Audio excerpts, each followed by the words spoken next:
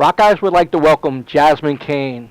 Hey, man, what's up? What's going on? Hey, thank you so much. It's great. How are you? Very good, very good. We're gonna go back to way your early days because I've been doing some great research. Okay. Let's start back with Twisted Crust. Oh my God, where did you find this? I told you I do research.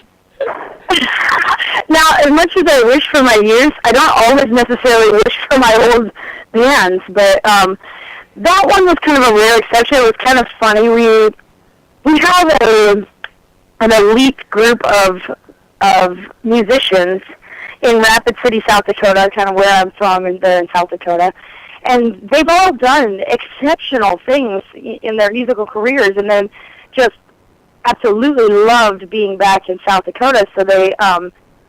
So they came back and they just kind of retired there. Right. And that band is basically just made up of an entire group of people that have been around the world and traveled and done some amazing things, and all just kind of came back to retire. It was a blues band, and it was all covers, but it was just top-notch musicianship. I mean, we had a killer jazz-style drummer from New York playing with us that had like a jazz fusion band in the 70s that he traveled with. We had an amazing piano player, keyboard player, who was a killer vocalist as well, and sounded just like all the Croce stuff, and he was just amazing. Killer talent, and I just was happy to be a part of it because I was like the youngster that they adopted in, right, that they saw potential for. So they were like, we're going to take this girl and give our like nod of approval to this one because we feel like she's got potential to go somewhere. And I learned so much about music in that band. I learned so much about dynamic, all the intricacies that people miss in music, right, and the finesse about it, I learned by playing with those people in that band. It's kind of it's a hilarious name. We got it from watching a Pizza Hut commercial. We were all sitting around. But that's basically what it was all about. We just all decided to get together and do something that we loved to do, which was blues-style music at that time. We were all really into that, and we had a killer band. It was awesome. A lot of fun. I can't believe you found that. Okay, we'll go to next. Esmeralda. Esmeralda might have been even cooler than that. Because Twisted Crust was like a learning experience for, like music study. That was your lessons. Right. But Esmeralda was like experimentation time. And I had a really good friend, still have a really good friend. His name is Sequoia Crosswhite. And Sequoia is Native American. Of course, I grew up in South Dakota right near the Indian Reservation. Uh-huh. So I had a ton of Native American friends, and I just adored them and adored him. And he was ridiculously talented. He had, he was a guitar player, just kind of like rhythmic style guitar, very like reggae, rhythm type stuff. But, and he could sing, and he was a decent singer, but what he was known for was freestyle rapping. Right. And what's so funny is that, he could spit out anything, a verse anywhere, anytime, about anything, and it was impressive. Wow. And instead of singing about, the hood or, life on the streets or what's going on in the club, he sang about what was going on the reservation. Wow. So it was all based on Native American lifestyle, which I thought was really interesting because, they're similar. Right. And so, he was amazing.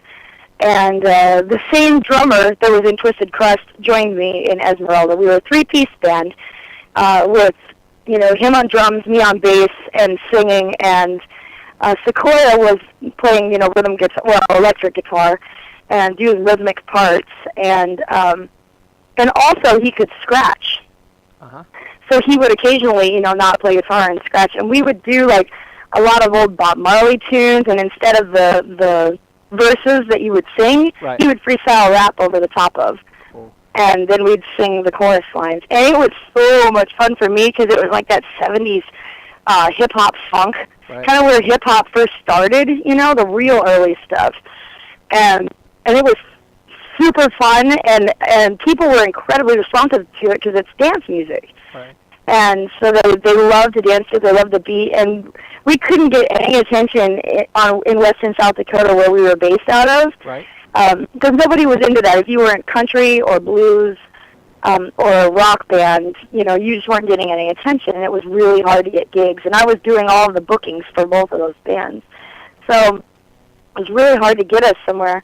So we started booking ourselves in eastern South Dakota. We'd go to Sioux Falls and do shows over there, and we created such a buzz there that our own hometown was starting to wonder, like, what's up with this band from our own town that we don't know anything about. Wow, cool. So that's how I started getting shows in our own local area. I actually had to travel outside the area and create a buzz and then come back. Cool. And that's pretty much how it happened with this project that I'm doing now, my own solo project, because I couldn't get any attention in my own hometown while I was living there. It took me moving to Tennessee for them to go, wow, right. She must have something going on. We're going to have to get her back here. Cool. That's very cool. It's kind of funny how it works. So let's go to Screaming Angel. Okay, Screaming Angels. That was actually a project started by Jennifer and Travis Hansen. They're a husband and wife team, and they both are amazing singers, country singers. And, well, they could sing anything, but they wanted to start a country band. And neither of them play an instrument. So they had approached me about kind of being in charge of the musician part, making sure that the band members had the songs, making sure that they were rehearsed when it was, when they had learned them, when it was time for rehearsals, discussing any problems that we ran into during the songs, and just kind of like a band leader role. Right.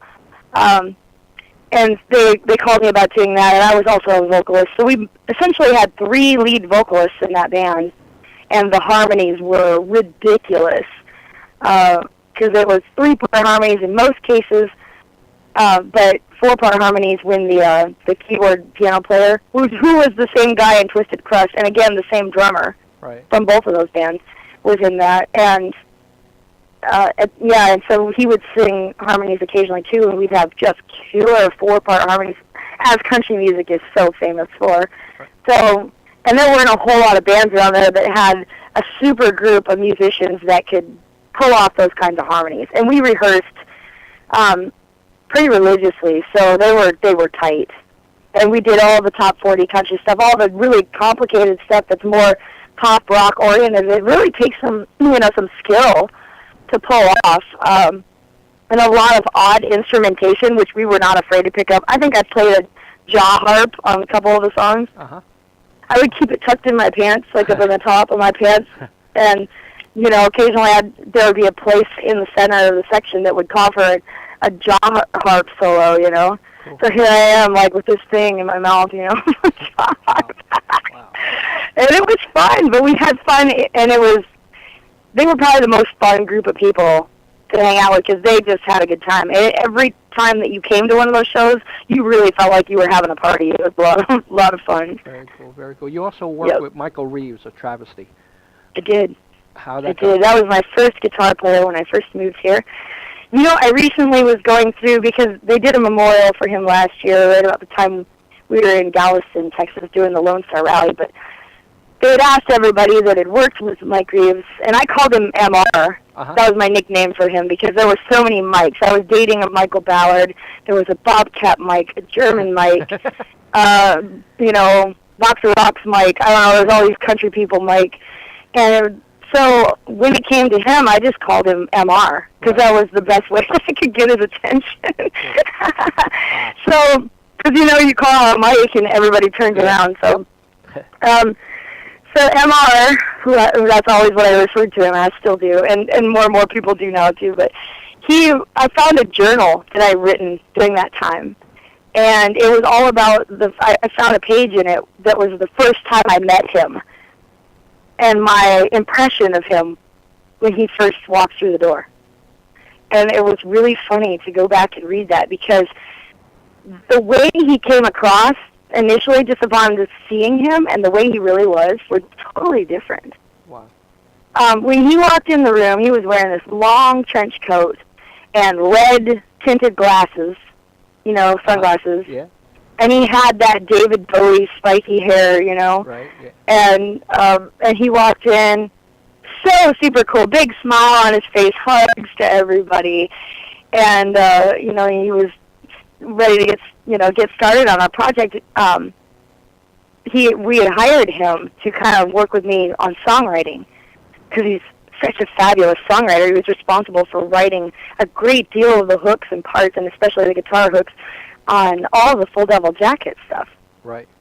So when he came on board, we were so happy to have him, but he had some problems with his real bad back issues. Right. And he was on a lot of painkillers for those, and never really was able to focus very well. But we had some hilarious stories. That is one of the funniest guys I've ever met in my life. We turned this office into our new quote-unquote studio, okay? Okay. And we were going to write, like, the most amazing rock songs of all time. And he says, in order to get in the mood and to get into the whole vibe of being a rock star, we have to create a stage impression in our office. We can't write it with, gray carpet and white walls. It's got to be rock star. Right. I'm like, okay, man. And I was so young. I was like, what do we do? What do we do? He's like, well, do you have any lights? I'm like, hell yeah, I got lights. So we brought in, like, all these par cans and all these special effect lights that I had, and we just hooked them all up in there so the whole place looked like a spaceship from outside, because there's, like, Intel lights, flying everywhere. And it just, from the neighbors passing by, they must have thought that aliens had landed and abducted us, because there was these lights just shining through the windows always at random times, and you walk in there and it seemed like a Spencer's Gifts or something, or like, the globes like spinning and all these things. It was ridiculous. We had a fog machine. It was awesome. Wow. And we accomplished like nothing, because we were just sitting there and like check out the lights, be like, dude, check that out. That's awesome. We like, never did anything. It turned out to be a total distraction, much against what he thought it was going to be, but. Wow. We still wrote some songs on my new album, which is Highway Prophet. There's a song on there that Mike Reeves wrote the middle section of, and it's called Anymore. And Mike Reeves was responsible for writing the bridge part in that song. And, man, he was just such a great friend and a great guy. We knew him all those years, and he struggled, with different things, addictions and whatnot, and his story it's so beautiful and it's so tragic at the same time, because here's a guy that was just amazing to be around. Like, you didn't walk away from him and not feel important, he just had a way about him. And we, like, I haven't really talked about it much since his passing, I guess. It's kind of one of those things where everyone was talking about it, so I didn't. Right. And now it's kind of the first time I'm really, like, thinking about it and talking about my own experiences. But you really felt like you had a bond with him from the first time you met him. Like, and anyone that you speak to will say the same thing. And before he passed, he actually had a list of requirements that I do plan on keeping my word on. One of those is he insists that in our band we must cover Tom Sawyer from Rush. Right. Cool. He hears that and he thinks of that song, and that's what he considers me to be, of like a female Geddy Lee. That's what he says, which I was like, are you kidding me? I can't play like Geddy Lee. But it's a cool compliment, and that's the way he saw it, and I plan on holding up my end of the deal on that. So that's great, man. Yeah, he's an amazing guy. If you didn't get a chance to meet him, you missed out on a stellar human being. Great guy. Cool. Tell me a little bit about the Traveling Tattoo Company. A few years ago, I started dating a tattoo artist. He is an amazing artist. His name is Matt Brown. He has won more awards in this area than anybody I know for tattooing, and just incredibly talented. And he's owned his own shop in Jackson for 20 years. And he got out of the shop, and he kind of was having like a moment where tattoo artists have got it rough because they never leave those four walls. Like, they've got their place and they're there all day, every day, and their next meal depends on their next tattoo, so they stay there all the time. They wolf down food, like in 10 minutes, because if they're there too long, they might have missed out on an opportunity. You know what I mean? Right. So they're really hard workers. And he'd been in this tattoo shop for 20 years and just was tired of being in the same four walls, and he wanted to travel. But the only thing he knew how to do was tattoo. So because of doing all these motorcycle events and knowing all the people that put them together, I told him, I said, I think I can help with this. If you want to travel and do tattoos across the country, I think I can work that out. And I set up in 2010 the Jasmine Cain tattoo tour. And basically every show that we did that year, he came with us. Wow. And we would set up kind of a makeshift tattoo shop in the hotels that we rented. Sometimes the bars would have an extra room or something that we would, create a tattoo environment. And he's very professional and very, clean. I know people are probably going, oh yeah, he tattoos out of a basement, great. But the truth is he's owned a shop 20 years, and he knows what the requirements are and how to handle everything. And he has all of his bloodborne pathogens requirements and everything. He's very clean and, cool. Smart about what he does. So it was a very sterile environment. It was very much put together in a good way. So people would come though, and they would get tattoos, whether they were Jasmine Cain tattoos or just some kind of little quick thing, or maybe a group of girlfriends came out and partied that night and decided they all wanted to get tattoos. He was there and available.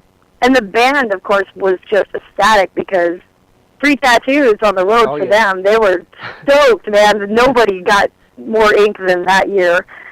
And, everybody all of a sudden was, completely covered and ready to enter contests. Wow. But he's an amazing talent. He ended up being like the road really wasn't for him. Right. He got out there and tried. And you learn, you know that when I first got in my first road band, I didn't know if the road was for me. And you figure it out. You get out there and it either works for you or it doesn't. And it just wasn't something that was working for him. So, unfortunately, I had done all these contracts with different motorcycle rallies, and when you do those, sometimes there's several years in a row. Like for the next 5 years, you're going to be the tattoo shop at this place. And I'm definitely a person of my word, so I have these obligations, and I intended on, holding up my end. So after he kind of exited, I spoke to the rest of the artists, and I said, if you guys love doing this, which all of them did, they all loved it. And I said, if you really like doing this and you want to continue, you're more than welcome to come on, to stay on and work with us, and they all agreed. And so I still have my same crew, pretty much. Right. And we just travel from place to place and do different motorcycle rallies. We're pretty much only doing, larger events right now. Right. Mm-hmm. So, but we just travel from one rally to the next, and everybody shows up, and they all tattoo, and it's a really fun time, because I think tattoo artists are even crazier than musicians. Wow. I'm almost sure of it. They are crazy, but so much fun and never a dull moment. It reminds me of the early days of touring when we were just getting started. We were young, we were stupid, and we would, say, I'm pretty sure I can jump that campfire, things like that. Cool. That's very cool. Wow. Watch this. They're just like that. Right. Tell me, your latest CD is Highway Prophet. How did that differ from Inside or Lock and Keys? We used an actual producer, and it was the lead singer of Full Devil Jacket. Cool. Josh Brown. Uh-huh. So, I kind of wanted to try something different. We knew what we could do as producers. We've done our last 2 albums. Uh-huh. And, I knew what I was capable of, and I knew, we had, and they're great products, don't get me wrong, I love the albums. But we wanted to just kind of try something different, and that's sometimes the kiss of death. In this case, the songs were amazing. Josh is really a great songwriter and really good at choosing the songs that need to be on the album. He's really good at finding the continuity of the songs and tying them all together. That's like his forte. Right. The problem was with this whole deal was the, we hired Josh, and Josh brought in a friend of his to engineer, and this guy's name was Rogers Mason. And the problem was, I'm learning now as the more I learn about it, because this town is very small and you find things out, but Rogers Mason has a bit of a reputation for not honoring obligations. So, long story short, they got the money, we had no product. Wow. So here I was, 15 grand in the hole, and I had no album, and I asked for all the, all the tracks, and when I got the tracks, we were missing all of our vocal comps, like all the vocal tracks that we wanted. So that album is made up of pretty much scratch vocal tracks. Right. Which are still good. I mean, I'm not one of those singers that comes in and has to auto-tune everything. Mm-hmm. I actually can sing, so, even the scratch tracks and the warm-up tracks are still good. Right. But they're not the best that they could be. And to me, that's the problem, because I want everything to be the best it can be. And we sent the tracks to Glenn Robinson, who works with, Foo Fighters and a lot of really great, upstanding people. I mean, he's amazing. And he got the tracks and did what he could, but we had a deadline, and we had to keep it because we had been off the road for 9 months working on this album. Mm-hmm. And we had to get it out. So we put it out, and it's good. I mean, but the songs are fabulous. You'll get into the songs immediately. Right. But the production is something that I feel like can be better, and I do intend on redoing a lot of that. Very cool, very cool. Now, your latest video is also Highway Prophet. Do you like making videos? You like doing that? You know what? I love videos. I love them. I think people listen with their eyes anyway. Right. So, when I do videos, I love creating the treatment and the storyline for them. That is so much fun for me. And choosing, who's going to be the people in it and all that. I mean, it is a lot of work. Holy crap, it's a lot of work. Way more work to do a video, I think, than an entire album. Wow. Because there's so many different aspects. It's not just like instrumentation, music, something, music I can do. This is a new venture for me, so I don't understand, these camera angles have to be like this, we have to have this kind of equipment. There's always, so many people involved, whereas your studio is like your immediate band and maybe a producer or an engineer. There's not very many people involved. I mean, when you're doing a music video, you've got probably 25, 30 people involved. You've got people, holding reflector lighting, and you've got people, assistants doing this, and you've got catering, and you've got actors, and you've got band members, and you've got the directors and their crew, and just so many people. And trying to keep all those people on track and moving in the same direction is hard. Yeah, I believe it.